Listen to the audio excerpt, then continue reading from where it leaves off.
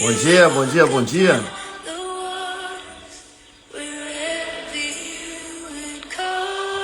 Deus, Ele é sempre bom. Esse é mais um dia que o Senhor nos deu. Nós devemos nos regozijar, nos alegrar, comemorar. Ter o nosso coração grato, que muita gente não pôde viver esse dia. Já se deu conta disso, que muitas pessoas não acordaram vivos nessa manhã, nem acordaram, né? Estão sendo velados nos cemitérios do mundo, porque ontem foi o último dia de vida. Nós não. Se você está aqui me assistindo, seja agora ao vivo, seja em outro momento aqui também com a gente, é porque você está vivo.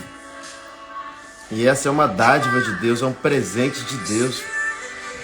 E o nosso coração deve ser grato por isso. Que o nosso coração seja sempre grato. Bom dia, Fabinha, que alegria vê-la aqui. Deus, ele é sempre bom. A vida é um dom de Deus, é um presente de Deus. E o fato de estarmos vivos, querido, não importa o problema que você está vivendo. O fato de você ter problema é porque você está vivo. Aí o que você prefere, a morte ou o problema? Então, querido, seja grato a Deus pela vida. Porque enquanto nós estamos aqui celebrando a vida, aqui assistindo esse momento, essa live, estando aqui sendo instrumento de Deus na sua vida, quantas pessoas não puderam viver esse dia? Se formos nos cemitérios do mundo, nós vamos ver pessoas sendo veladas e não puderam viver esse dia. Então que seu coração seja sempre grato nas mínimas coisas. Nas mínimas coisas. Bom dia, Mônica. Bom dia, Clodor. Que alegria ter vocês aqui. Acabamos de iniciar essa live. Bom dia, Wagner. É uma alegria tê-lo aqui também. Eu sugiro que vocês não saiam daqui, a menos que não tenha jeito mesmo. Vamos falar algo muito poderoso aqui, querido. Opa.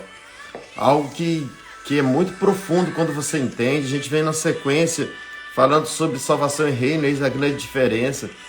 E a gente tem um livro, né, desse tema, mas muitas coisas Deus deu para nós depois do livro. Então tem o extra livro aqui, que a gente está tratando com bastante profundidade, com bastante calma, para que você entenda, não apenas tenha isso como informação, mas tenha como consciência, como revelação do que de fato é o reino, do que de fato é a salvação. Se você observar os 4 evangelhos, Jesus ele falou praticamente os 4 evangelhos todos, só de reino. A vida de Jesus, desde quando ele iniciou a pregação do evangelho, foi falar do reino. Ele não falou de salvação, ele falou do reino. Aí você pergunta assim, mas por que Jesus ensinou mais o reino do que a salvação? Por alguns motivos. E um deles é que o reino é melhor que a salvação. Ai. Deus é bom. Bom dia, Sara. Que alegria tê-la aqui. Bom dia, Eduardo, também.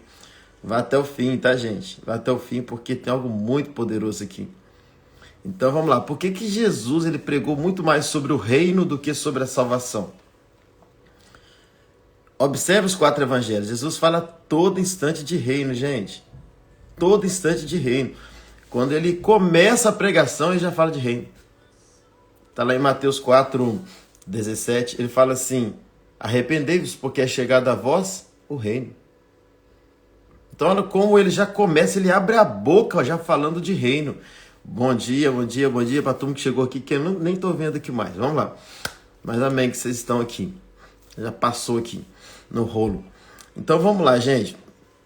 Ele começou a falar de reino. Ele terminou na cruz alguém pedindo para ele o reino. Então foi reino de ponta a ponta. E uma das razões é essa, que o reino ele é melhor que a salvação.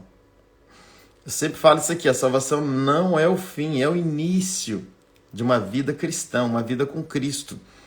A salvação é um novo nascimento e um novo crescimento. A gente precisa crescer, amadurecer para ir para um casamento. As mulheres que estão aqui, quando vocês eram menininhas, de 2 aninhos, 3 aninhos, brincavam de boneca, vocês já estavam prontos para casar? Você menininho que está aqui, Aliás, você homem que está aqui, quando era menininho de 3 aninhos, 4 aninhos, o que você pensava? Brincar de carrinho, não é? Pois é. Então, depois que a gente cresceu, aí a gente está pronto para um casamento. Então, a salvação, entenda, é nascer de novo. O reino é crescer de novo para um casamento. Então, por isso que Jesus falou mais de reino. Primeiro porque é o propósito, é o plano de Deus levar todo salvo ao reino. A uma vida de reino. Não apenas no reino milenar, que é o 1000 anos que vamos passar com Cristo na terra, mas, e também não apenas no reino eterno, que depois do reino milenar tem o reino eterno, mas nesse tempo que se chama hoje, você pode reinar em vida. Como Paulo diz aos Romanos capítulo 5, versículo 17, que nós podemos reinar em vida nesse tempo. E você já viu muita gente salva, mas vive uma vida totalmente miserável, gente? Eu conheço pessoas que estão na igreja, mas a vida não rompe em área nenhuma. E não é isso que Deus tem para nós, não é isso que Jesus veio implantar nessa terra. Jesus veio acabar com o sofrimento, acabar com a posição de cauda da humanidade e nos levar à posição de cabeça e ter uma vida sem estresse, uma vida abençoada em todas as áreas, uma vida onde você governa, você domina, não apenas Satanás e seus demônios, mas tudo que é atributo dele, tudo que é fruto dele. Então, Jesus nos chamou para uma vida de... Olha lá, Alessia, que bom tê-lo aqui. A G também, Kels. Então, presta atenção. Jesus nos trouxe para uma vida, uma proposta de governo. Governar sobre os demônios, governar sobre o sistema deste mundo. Governar sobre o pecado. Tem gente que quando estava no mundo não conseguia, de hipótese alguma, vencer o pecado, vencer um vício, vencer uma maldição hereditária. Então Jesus nos chamou para uma posição de governar sobre tudo aquilo que nos governava. Uma frase bem comum, né? Que eu já usei muito essa frase. Antes eu era prego e o diabo me bateu. Hoje eu sou martelo, quem bate nele sou eu. Antes, debaixo dos pés de Satanás, que é o que ele faz com o mundo. Hoje, ele debaixo dos nossos pés. Então, isso é posição de governo. Que você governa sobre o pecado, governa sobre todo tipo de mal, sobre o sistema deste mundo. Você está em outro mundo dentro desse mundo, que é o reino de Deus. E governa sobre a enfermidade. Por aí vai. Então, uma das razões que Jesus pregou o governo, o reino, é que o reino é muito melhor do que apenas ser salvo. E a outra razão que ele pregou muito mais o reino é porque a salvação é algo que ele ia fazer. O reino é algo que a gente faz. Então ele não precisava ensinar algo que ele é quem ia fazer. Imagine que você dá um dever de casa para um filho. Fala, filho, imagine que você tem um adolescente em casa. Aí você fala, filho, você vai lavar a louça, você vai varrer a casa, você vai fazer isso e aquilo. Mas a roupa nessa máquina ela é complicada para você configurar. Então deixa que a roupa eu lavo. Então você nem vai explicar sobre a roupa, sobre a máquina, porque você decidiu que você vai fazer. Mas aquilo que você está delegando para sua filha fazer, você vai explicar como faz. Por isso que Jesus falou muito de reino, porque reino é algo que nós vamos fazer. Então ele ensinou muito daquilo que eu e você precisávamos fazer. Já a salvação ele ia pagar por nós, ele ia fazer, ele ensinou pouco sobre salvação. Então o reino, querido, é algo que eu e você fazemos. Nós conquistamos o reino pela nossa obra, pela nossa missão, pela nossa responsabilidade, pela nossa maturidade, pelo nosso compromisso, pela nossa aliança, pela nossa renúncia, pela nossa entrega. E aí então a gente vai à conquista de um reino. É claro, tudo por essa maravilhosa graça, pelo favor de Deus, pela bondade de Deus, pelo trabalhar através de Deus, trabalhar através de nós. Mas o reino é pelas obras. Então a salvação é pela graça. O reino é pelas obras. A salvação é o que Cristo fez por nós. O reino é o que nós fazemos por ele. Então é a resposta que nós damos por sermos salvos. É a nossa responsabilidade de salvo. O reino é para quem quer crescer. Amém? Então, olha só, a gente está numa sequência falando sobre salvação e reino, eis a grande diferença. Se você não assistiu essa série, assista, pelo amor a você. Assista essa série toda. Hoje é a quinta a quinta ministração que a gente trata assunto de salvação e reino, eis a grande diferença.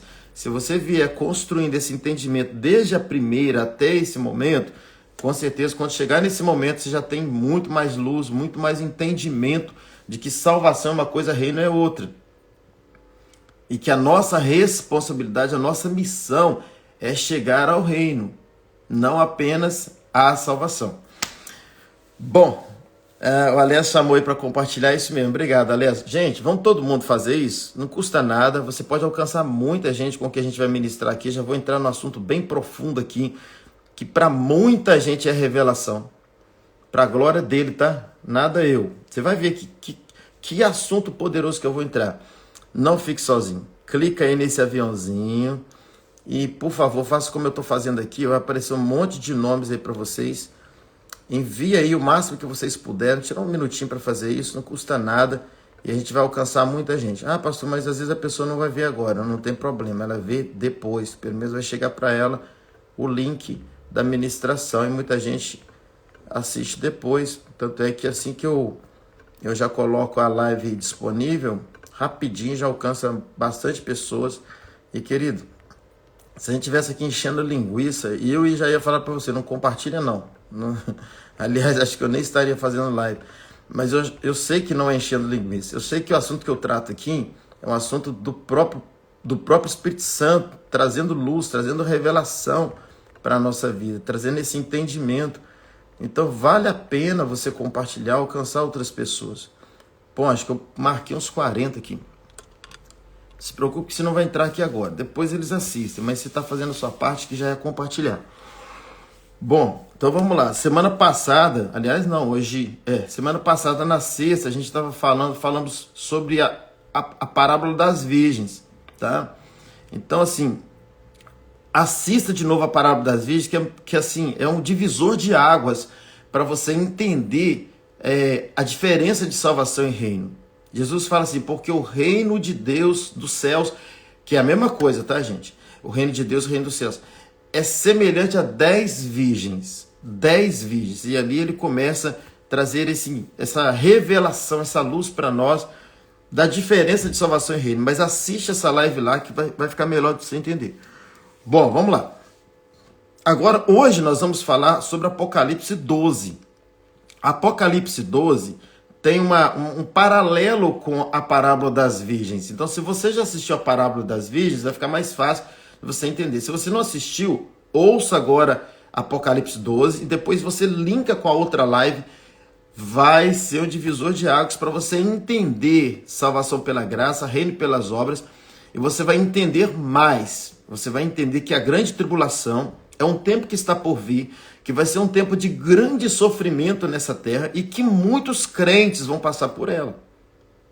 Por que vai passar, pastor? Porque, preste atenção, querido, Jesus veio salvar um povo para formar uma igreja que será uma noiva que vai casar com ele, que vai fundir com ele para a eternidade, tá? Então é isso que Jesus veio fazer.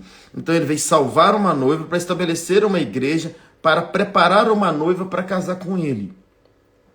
Só que tem muita gente que está nesse primeiro passo ainda, salvar o perdido. Ele veio salvar as pessoas, não sei se eu falei assim mesmo, ele veio salvar as pessoas para levantar uma igreja, porque a igreja veio das pessoas salvas, para levantar uma igreja, para trazer maturidade, levar a uma posição de noiva esse povo para um casamento. Esse é o propósito de Jesus. Só que no tempo da graça, é um tempo voluntário, é um tempo que já está tudo pago, está tudo consumado. Então você pode ser a melhor versão de um crente. Porém, ele não vai forçar isso, não é lei, é graça. Você precisa querer isso, desejar isso. E aí então você está indo para o mundo da maturidade, você está crescendo como cristão, você está entendendo o evangelho, a proposta da sua salvação, o porquê da sua salvação, que não é porque você era bom lá, mas é porque Deus acredita que através de você outros serão salvos. Então nós somos salvos para uma missão, nós somos abençoados para abençoar, salvos para salvar, libertos para libertar, curados para curar. Deus nos chamou para um exército, para uma eclésia, que é a igreja. E quando eu respondo esse chamado é porque eu estou amadurecendo. Eu costumo dizer que filho menino dá trabalho, mas filho maduro trabalha. Então Jesus nos chama para a maturidade, para deixar de ser menino e a gente crescer, a gente amadurecer, e a gente alcançar a estatura de noiva para o casamento. Porque quando a menina chega na posição de noiva, o próximo momento é o casamento. E qual é o próximo momento com Jesus agora? É o casamento, são as bodas do Cordeiro.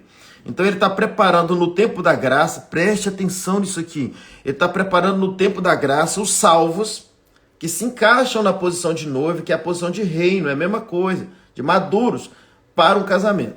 Então se no tempo da graça você alcançar essa posição de noiva, que é essa maturidade, esse entendimento que o que é eterno é melhor do que o que é temporal, é a sua entrega, porque uma noiva pressupõe entrega, compromisso, responsabilidade, abnegação, não é assim?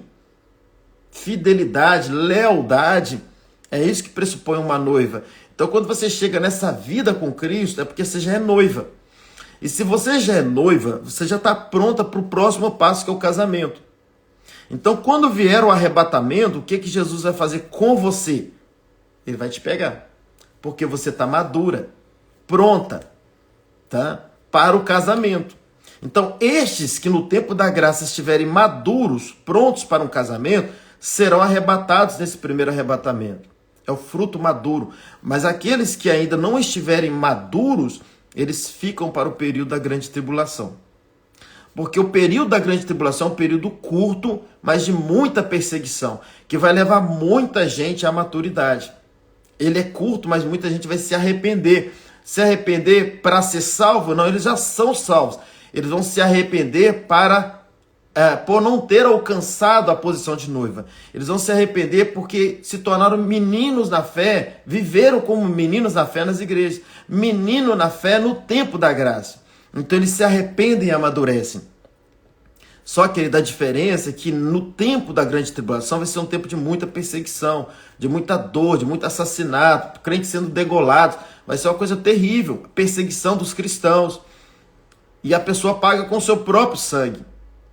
Por isso que a Bíblia diz que esse tempo vai ser um tempo de pranto, um tempo de ranger de dentes, um tempo de trevas exteriores, um tempo muito difícil, que muita gente pensa que está falando do inferno. Mas não, está falando de um inferno na terra. Um inferno real. Porque o inferno é onde Satanás governa. Como ele vai estar governando o período da grande tribulação, ele vai fazer desse lugar um inferno. Então ele começa com 3 anos e meio de paz, como governo mundial. Depois ele entra nos 3 anos e meio de guerra, que é o período da grande tribulação. Ele se manifesta como anticristo e começa a fazer a grande perseguição dos cristãos. E aí é que vai ver quem é maduro e quem não é.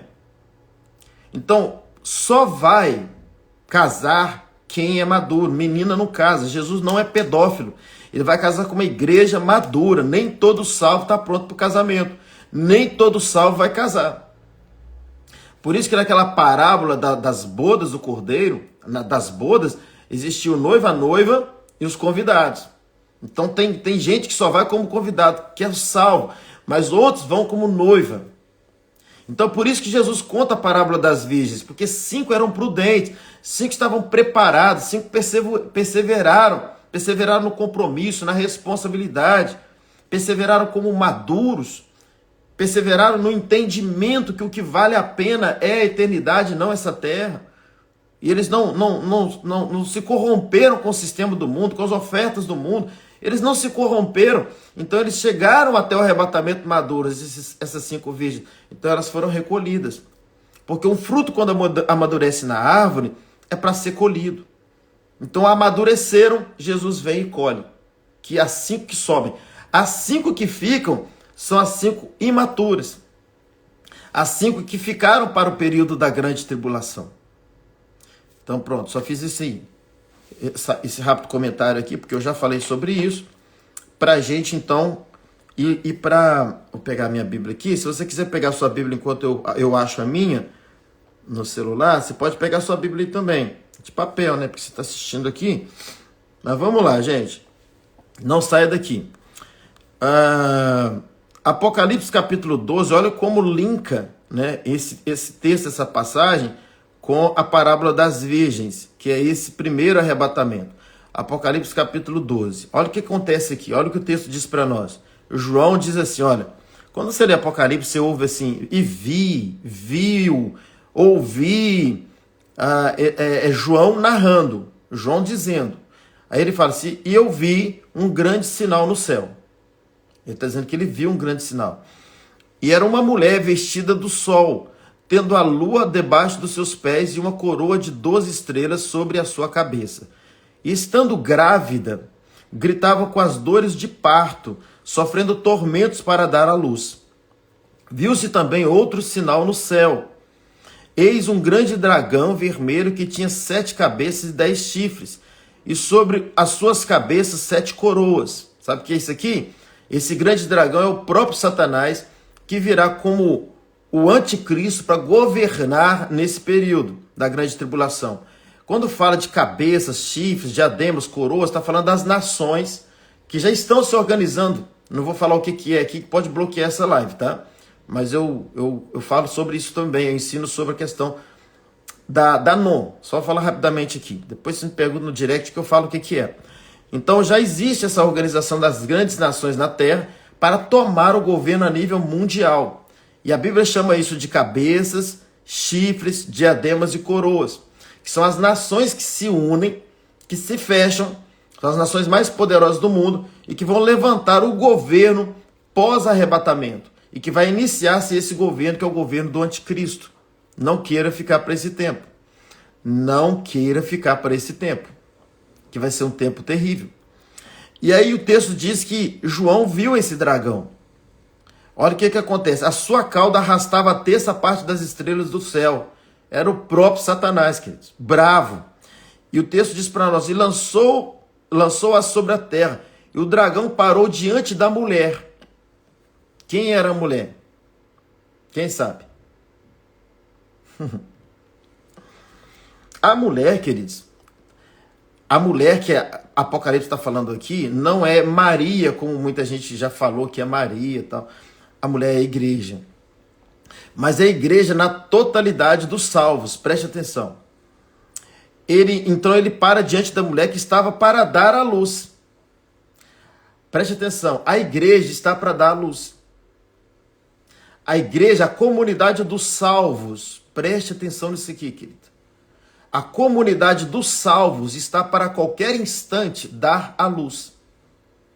Dar à luz a quê, pastor? Vamos lá. Vamos continuar para a gente entender. Aí fala assim, parou para dar à luz a mulher que parou diante da mulher que estava para dar à luz, a fim de lhe devorar o quê? O filho quando nascesse. Satanás, presta atenção nisso aqui, Satanás não tem fúria de um salvo. Ele não tem fúria. Se você é o salvo 007, agente secreto, ele não tem nenhuma fúria de você. Enquanto você estiver no seu cantinho lá, como salvo, só aproveitando o que a cruz fez por você, ele não te persegue. Mas quando você se levanta como filho varão, quando você se levanta como filho de Deus varão, deu para entender melhor agora? Vamos melhorar mais ainda. Quando você se levanta como filho de Deus maduro, porque varão é maduro. Se você for lá para o Google perguntar o que é varão, vai te dizer maduro, maturidade. Então, quando você se torna um crente maduro, você estardalhaça o inferno. Você prega o evangelho, você investe no reino, você ora mais, você jejua mais, você se relaciona mais com Deus, você intercede mais, você ama mais vidas, mais almas, você sabe viver em comunhão com a igreja, você abre mão de seus direitos. Satanás odeia isso, ele é anticristo. Por isso que ele é anticristão. Por isso que a Bíblia diz para nós, lá em Mateus 16, que Pedro abre a boca para dizer: Jesus, tenha misericórdia de ti, não morra. E o que Jesus diz? Para trás de mim, Satanás, você é pedra de tropeço. Porque o Satanás odeia que a gente suba de nível. Ele odeia que a gente deixe de ser um mero Jesusinho e passa a ser um Cristo. Ele odeia que a gente suba a cruz. Porque o evangelho é quando você sobe a cruz como Jesus subiu a favor de outros que precisam vir para o pé dela. Então ele não é anti-salvo, ele é anti-Cristo. Ele é anti todo salvo que quer ser Cristo. Todo salvo que se entrega, todo salvo que se doa, todo salvo que se sacrifica a favor de gente. Aí ele fica bravo. Só que ele é um derrotado, a gente não tem que ter medo disso. Mas ele se levantou. E o texto diz que ele fica querendo devorar o filho que vai nascer. Só que ele não consegue, porque esse filho vai ser arrebatado. Então presta atenção, esse filho está nascendo no período da grande tribulação. Preste atenção nisso aqui, pelo amor de Deus. Todos os filhos de Deus nesse tempo, que faz mais barulho, não é a palavra certa, barulho, que estardalhaça o inferno, que prega o evangelho, que ganha alma, que financia o reino, sabe, que faz a obra, que ama vidas, ele odeia a gente. E quando entrar no período que é dele, que é da grande tribulação, ele está ali de boca aberta, esperando a gente, para tragar a gente, para vingar de tudo aquilo que a gente fez. Quantas vidas a gente arrancou da mão deles? Os verdadeiros cristãos, os crentes maduros. Quantas vidas nós salvamos, ou Jesus salvou através de nós, mas precisou da gente se mover, se entregar. Quantos financiamentos no reino, quanto amor aos perdidos. Então ele está furioso com a gente. Só que ele não consegue alcançar a gente aqui, porque aqui Cristo habita em nós. Nós somos filhos amados de Deus, estamos escondidos em Cristo. Mas a fúria dele está enorme, ele está com uma cobra presa, cheia de veneno, para tragar todos aqueles que são filhos varões, todos aqueles que são maduros na fé. Então na hora que chega o momento, que é o momento dele, iniciar o governo dele, pra gente, esperando que a gente vai entrar nesse governo dele, e ali ele vai perseguir, acabar com a vida da gente, quando ele pensa que ele vai conseguir, sabe, vingar dos verdadeiros cristãos que saquearam o inferno que ele vai morar, quando ele vê que é o momento certo de tragar a gente, que o texto diz, olha só, a sua cauda arrastava a terça parte das estrelas do céu e lançou sobre a terra. E o dragão parou diante da mulher que estava para dar à luz, a fim de lhe devorar o filho quando nascesse. A Bíblia, a Apocalipse tem algumas partes literais, mas algumas partes metaforais, de metáfora, para a gente entender. Ele está dizendo o seguinte, era a hora, o início do governo dele, ele esperava que todo mundo virasse para o governo dele, entrasse no governo dele, para ele devorar aqueles que devoraram ele, aqueles cristãos de verdade. Aí quando ele pensa em fazer isso, olha o que a Bíblia diz. E ela deu à luz um filho varão, que é a totalidade dos salvos, está dando essa luz. Obrigado, Leandro, obrigado. Então a totalidade dos salvos está dando essa luz, está gerando esse filho. E que você pode ser um filho maduro, sabe, que se entrega de verdade ao Senhor, que alarga esse sistema de mundo e vai servir a Deus, fazer a obra de Deus, não se mistura com os deleites dessa vida, você pode ser esse. Aí olha o que o texto diz para nós, e ela deu à luz um filho varão, aí o texto diz assim, que há de reger todas as nações com vara de ferro. Aí você fala assim, pastor, mas filho varão que há de reger as nações com vara de ferro, isso me lembra Jesus. Esse filho varão não é Jesus, não? Não, querido, não é Jesus. Quer ver? Vamos lá, eu vou sair daqui, nós vamos voltar de novo. Você que está com a Bíblia aí, olha só, você abre lá em Apocalipse 2. Você lembra que a gente leu lá, né? O filho varão que há de reger as nações com vara de ferro. A gente pensa que é Jesus. É Jesus que vai reger as nações com vara de ferro, né? Não. Jesus também. ele na liderança desse governo. Mas quem vai reger as nações com vara de ferro na eternidade, as nações dos salvos, é o filho varão com Cristo. O filho varão vencedor, é o crente vencedor. Pastor, prova. Então vamos lá. Apocalipse 2, 27 e 28, numa das cartas apocalípticas, que é a carta de Tiatira, olha o que Jesus fala, olha, ao que vencer e guardar as minhas obras até o fim, eu lhe darei poder sobre as nações, e com vara de ferro as regerá. Com os vasos do oleiro serão esmigalhadas, assim como eu recebi de meu Pai. Então veja, ele está falando para a igreja aqui, para os maduros. Ele está dizendo, aquele que vencer, eu vou dar a ele poder para reger as nações com vara de ferro. Ele está falando da igreja. E aí vamos voltar de novo. Acho que se você já assimilou que realmente está falando de gente, não do próprio Jesus. Aí ele continua. E o texto diz para nós, há de reger todas as nações com vara de ferro. Estou no versículo 5 do capítulo 12. E aí, esse filho varão que a mulher deu à luz, quando Satanás, quando o dragão pensou que ia tragar a gente, tragar esses que fizeram estardalhaço no inferno mesmo, no tempo da graça, quando ele pensa que ele vai pegar a gente, olha o que a Bíblia diz, e o filho dela foi arrebatado para Deus e seu trono. Quando ele pensa que ele pega a gente é o que? Arrebatado. Que é o que a gente está falando a todo instante aqui. Quem são esses, pastor? As 5 virgens prudentes. Filho varão, maduro. Então, estes sobem. Não dá tempo de Satanás, sabe, vingar da gente com toda a sua fúria no período que é dele. No governo do anticristo, que é do tempo do governo dele, que serão 7 anos. Que ele começa com paz e depois termina em guerra. Ele começa como solucionador de todos os problemas do mundo. Por isso que o mundo a cada dia vai de mal a pior, porque depois o mundo vai clamar por um governo mundial e que é o anticristo. Porém, nós, perseverantes, maduros, nós seremos arrebatados como filho varão. A Bíblia usa singular, um, mas a igreja é uma. É um Cristo, uma noiva, uma igreja, um espírito, um batismo, uma fé, um Senhor, um Deus, um Pai, um céu. É tudo um, querido. Nós somos fundidos, seremos fundidos em um. Eu sei que é difícil para sua mente entender isso, não se preocupe. Deus sabe o que está fazendo.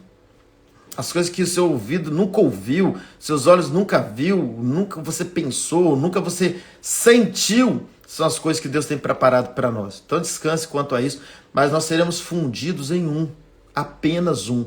E é esse um, chamado filho varão, que vai ser arrebatado. Bom, aí o texto continua, querido. E vai dizer agora, e a mulher fugiu para o deserto. Ela foge para o deserto, onde já tinha lugar preparado por Deus para que ali a sustentasse durante 1260 dias. Pega esses 1260 dias e divide por anos, 365, você vai encontrar praticamente, quase igual, não está 100% exato, 3 anos e meio. Então ela foge para o deserto. E esse olá, bom dia, Rosilene. E esse fugir para o deserto aqui já inclui também os judeus. Porque nesse tempo, quando Jesus arrebata o filho varão, os judeus entendem que de fato era o Messias. E aí então eles se entregam, 144 mil, e eles começam a se entregar, que serão aqueles que vão pregar o evangelho. E aí, o que acontece? Começa o tempo da grande tribulação. Na verdade, da tribulação. 3 anos e meio de paz, depois mais 3 anos e meio de guerra, que é a grande tribulação. E aí a perseguição, é a mulher fugindo. A mulher é quem? Os que ficaram. A mulher são aqueles que sobraram. E olha o que o texto diz para nós. Aí eu não vou ler tudo não, por causa do nosso tempo aqui. Depois você lê com calma, tá? Tem alguns detalhes aqui, mas não é o mais importante do que a gente quer tratar. Aí o texto diz assim, olha, versículo 13. Quando o dragão se viu precipitado na terra, ele perseguiu a mulher que dera à luz o filho varão. Então, como ele não podia mais perseguir o filho varão, porque já está arrebatado, que são os salvos do reino, os salvos comprometidos, né? Toda a parábola fala disso, o reino dos céus é semelhante a... E aí sim, uma parte sobe e a outra fica. Lembra? Então não, estarão 2 no campo, um sobe e outro fica. O maduro sobe e o não fica. A mulher é moeda do moinho, a madura sobe, a outra fica. Então, quando o dragão viu a mulher, ele começou a perseguir a mulher. Deu à luz ao filho varão. E a Bíblia diz que então o Senhor começa agora a cuidar dos que ficaram. E aí o Senhor dá asas para essa mulher foge para o deserto e por aí vai. Mas olha aqui no versículo 17 para a gente concluir essa parte aqui. O texto diz no 17 assim, no último versículo diz assim: e o dragão se irou contra a mulher. Ele já estava irado, principalmente contra o filho varão que já subiu, que ele não tem mais acesso. Ele ira então contra a mulher e ele vai fazer guerra aos seus remanescentes. Talvez na sua tradução tá assim: e vai fazer guerra, e foi fazer guerra aos outros filhos da mulher. Quem são esses? Quem pode falar aí? O filho varão subiu. Ele agora, o dragão, está aqui na terra, governando, e ele vai fazer guerra agora contra os outros filhos da mulher. Quem são estes?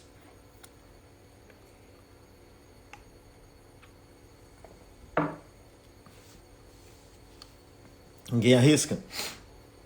E aí o texto diz assim, olha: e o dragão se irou contra a mulher e foi fazer guerra aos remanescentes de sua descendência e aos outros filhos da mulher, e os que guardam os mandamentos de Deus e têm o testemunho de Jesus Cristo. Estes são os que ficaram, irmãos. São os imaturos, exatamente. Parabéns, Wagner. Isso aí. São os imaturos, são aqueles que ficaram. A grande tribulação, querido, entenda isso, ela não foi preparada para o ímpio. É claro que vai alcançar muitos ímpios lá também, mas ela foi preparada para o crente. Ela foi preparada para amadurecimento dos crentes que não amadureceram no período da grande tribulação. No período da graça. Então ficam para o período da grande tribulação. Eu sempre uso esse exemplo para você entender. Pé de manga, começou a amadurecer as mangas, você vai lá, faz uma colheita, pega as mangas maduras e leva para casa, e as outras mangas você deixa mais um tempo no pé. Esse pé de manga simboliza a terra. Então Jesus vem, ele colhe os frutos maduros na terra e deixa os demais frutos para um outro tempo, para a sua colheita. E se você pega essas outras mangas, vamos imaginar que você pega o pé de manga e faz uma estufa nele. Cria ali uma estufa de plástico grande, enorme, sobre o pé de manga, para aquecer aquele ambiente, deixar aquele lugar mais quente ainda. O que vai acontecer com aquelas mangas? Elas serão amadurecidas mais rápido. Mais rápido. Então o período da grande tribulação é essa estufa. Vai ser um período muito curto, mas que vai trazer muita maturidade. Porque os que ficarem vão acordar. Lembra que as outras vídeos também acordaram? Eles vão acordar. E agora? O que é que nós vamos fazer? Então é o período onde eles vão ter aliança com Deus de verdade. Eles vão parar de brincar com o Evangelho. Eles vão levar a sério o Evangelho de Cristo. Eles vão se entregar de verdade a Cristo, porque viu a verdade não apenas pela fé. Agora eles viram com os olhos físicos. Viu que muitos subiram e eles ficaram. Então a Bíblia diz para nós, João viu, na verdade o ancião mostra para João, fala assim: olha João, tá vendo aquele povo lá? De raças, línguas, tribos, nações, povos, uma multidão. A Bíblia diz que é uma multidão incontável. Satanás só perde, né, gente? Ele só perde, ele é um derrotado. Oh, glória! Então, a Bíblia diz que o ancião chama João e fala assim: João, tá vendo aquela multidão incontável de povos, raças, línguas, tribos, nações? E João, tô vendo. Aí o ancião fala assim para João, o ancião é como se fosse um anjo ou o próprio Jesus. Aí ele fala assim para João, fala assim: olá Aline, que alegria te ver aqui. Tá tudo bem por aí? Então o ancião fala assim: e o Glauber, tá bem? Samuelzinho, tem mais aí agora também, né? Então vamos lá. Aí o ancião pergunta para João, fala assim: você tá vendo? Tá vendo esse povo, essa multidão incontável? E João fala assim: tô. Quem são eles? E João diz assim: eu não sei não. O senhor sabe, mas eu não sei.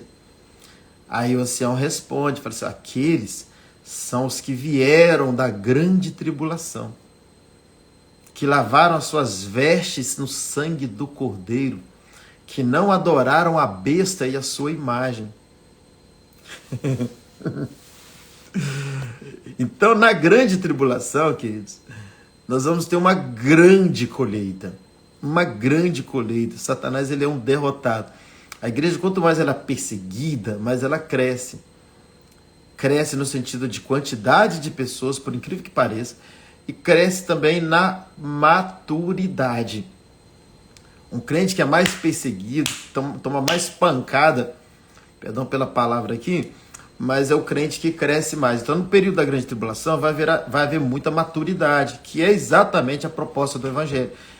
Para que aqueles que ficarem para esse período amadureçam para o casamento, para o encontro do Senhor nos ares.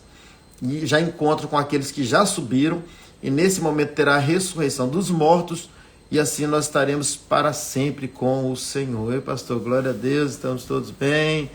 Amém, amém, amém. Glória a Deus, que alegria, Aline, te ver por aqui, tá? Que alegria, ver o Globo entrou aí também, glória a Deus. Vocês são bênçãos demais. Então, aí vai ter o encontro dos que já subiram, tá? Antes da grande tribulação, com aqueles que sobem depois da grande tribulação, amadurecem na grande tribulação e encontra. E aí a gente encontra nos ares para o grande casamento, que são as bodas do Cordeiro. Depois nós vamos para o tribunal de Cristo, que eu creio ser nos ares também, que é cada um receber o seu galardão, a sua posição nesse reino milenar, no reino eterno. E aí Jesus desce para o reinado milenar, encerra a grande tribulação, encerra o governo desse Satanás miserável do anticristo, o período da grande tribulação, e começa o governo milenar. Mas eu falo isso em outro tempo, com mais calma. Mas, queridos, só para a gente já partir para o encerramento, se que chegou agora, você assiste a live toda depois, na verdade é uma série, e essa é a quinta parte dessa série. Então, só para a gente entender, e eu creio que eu falo só mais um depois, que eu vou falar sobre o Apocalipse 21, que como será o novo céu e a nova terra. Vai ser bem bacana também esse assunto, mas vamos só fortalecer esse assunto aqui. Então, quando acontece o primeiro arrebatamento, só sobe os maduros na fé. No segundo arrebatamento, sobem aqueles meninos que vão amadurecer na grande tribulação. Pastor, então são 2 arrebatamentos, querido? Está muito claro na Bíblia 2 arrebatamentos. Talvez você ficou a vida inteira aprendendo e ouvindo só um. Mas são 2 arrebatamentos. Eu vou mostrar para vocês aqui para a gente concluir. Lá em Mateus capítulo 24, se puder pegar caneta e papel, anota aí para depois você ler com calma e ver se faz sentido.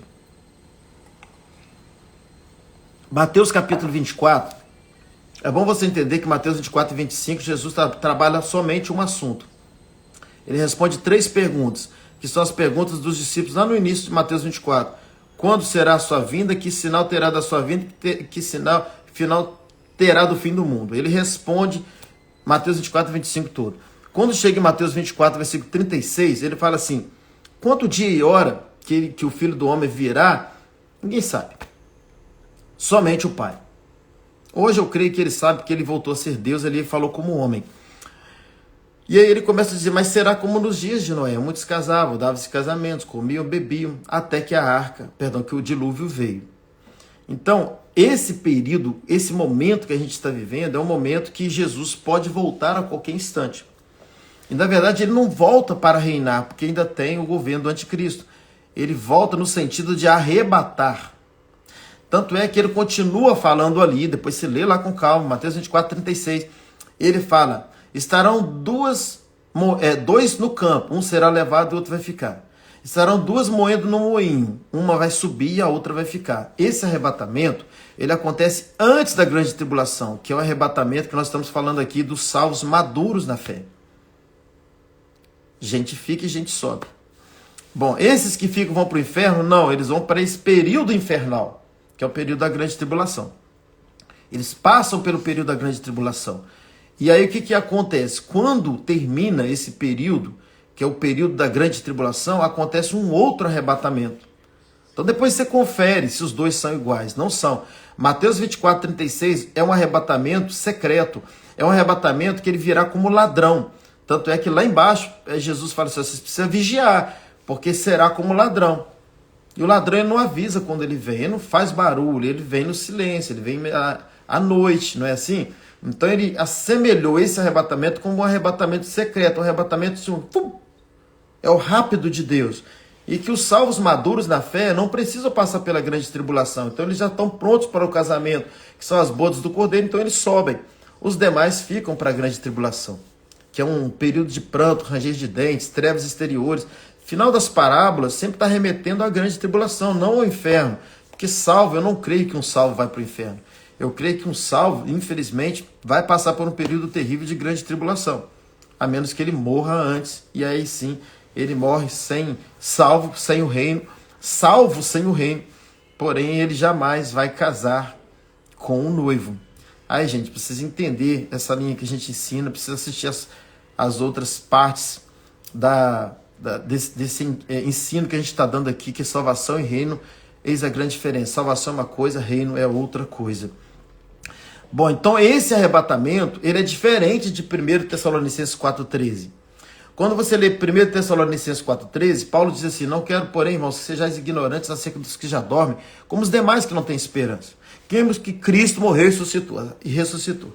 Assim também cremos que aqueles que morrem em Cristo ressuscitarão primeiro. Depois nós, os que ficarmos vivos, seremos arrebatados juntamente com ele nos ares, e assim estaremos para sempre com o Senhor. Só que antes disso, ele fala que Jesus ele volta com trombetas, deixei isso para o final, mas está antes. Ele volta com trombetas, ele volta com barulho, ao som de trombetas, de anjos, arcanjos. Então ele vem fazendo muito barulho, por quê? Porque ele está vindo estabelecer o governo milenar. Esse arrebatamento de ressurreição de mortos, de barulho, dos santos descendo já para o governo milenar, esse arrebatamento não é antes da grande tribulação, ele é depois. Aí sim é a volta de Cristo. Então veja que um arrebatamento é bem diferente do outro. Um é secreto, o outro é com barulho. Um ressuscita mortos, o outro não ressuscita. Um ele volta, o outro ele só arrebata. Então são arrebatamentos diferentes. Um acontece antes da grande tribulação, que é o de Mateus 24, o outro acontece depois da grande tribulação. E aí sim que nós estaremos com o Senhor nos ares, bodas do Cordeiro, tribunal de Cristo, desce a igreja com o Senhor, entra no governo milenar. E aí, na próxima live, na quarta-feira, no mesmo horário, eu vou estar falando sobre o Apocalipse 21, para fazer o desfecho desses acontecimentos, da forma que nós cremos, na nossa escatologia, e você pode julgar com outras escatologias que você já ouviu, que você conhece, que você estudou, e ver o que mais faz sentido aí já é contigo. Mas eu vejo tanto sentido nisso que eu ensino assim, já escrevi um livro assim, eu acho que fecha, sabe? Quando você entende, salvação pela graça, Cristo fez por mim. Reino pelas obras é o que eu faço por ele. Salvação é do céu para a terra, reino é da terra para o céu. É uma resposta que os salvos dão à cruz. É a maturidade de um salvo. Bom, é isso, gente. Nós vamos encerrar por aqui um pouquinho mais cedo hoje. Você que chegou no meio dessa live, por favor, assista de novo. Se você não assistiu a série, tá aqui no meu Instagram a série toda. Assista a série toda para você entender melhor. Porque às vezes você pega um assunto picado aqui, você entra aqui agora e vê, 2 arrebatamentos, que doideira é essa? Querido, assista tudo, cara. Assista todas as lives que foram ministradas, são 5 lives, tira um tempo para isso, para depois chegar em alguma conclusão. Eu só sei que Deus é bom, e Ele é sempre bom, e que você tenha uma semana poderosa. A sua semana vai ser poderosa não porque eu estou profetizando aqui, pode ser também, mas é porque Deus é bom e Ele já pagou pela sua semana. Querido, quero te pedir, você que já está seguindo a gente aí e tem sido abençoado, ministrado com essas lives, clica aí agora nesse coraçãozinho, nesse foguinho, comente, compartilhe, não por mim, tá? Não tem problema de alma não é por mim não. É porque o algoritmo do Instagram entende que é de relevância o que estamos fazendo aqui e o próprio Instagram ajuda nesse compartilhamento. Então você pode nos ajudar clicando no foguinho, no aviãozinho e também no coraçãozinho e também comentando.